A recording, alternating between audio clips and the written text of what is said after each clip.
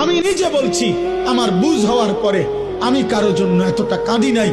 আমি আমার এই নওজোয়ান শহীদ শরীফ উসমান হাদি রাহিমাহুল্লাহ তাআলা, তার জন্য আমার চোখের পানি যেটুকু পড়েছে।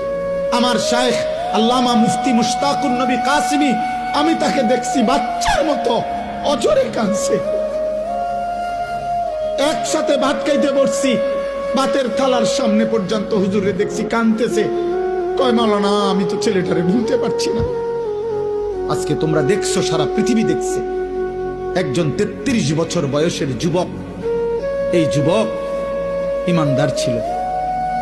আমার প্রিয় ভাই, আমার কলিজার টুকরা ভাই শহীদ শরীফ উসমান হাদি রাহমাতুল্লাহ আলাইহি, এই নওজোয়ান ইমানদার নওজোয়ান 5 ওয়াক্ত নামাজ সে পড়তো প্রতিদিন। খুদার কসম, ফজরের নামাজ সে জামাতে পড়তো।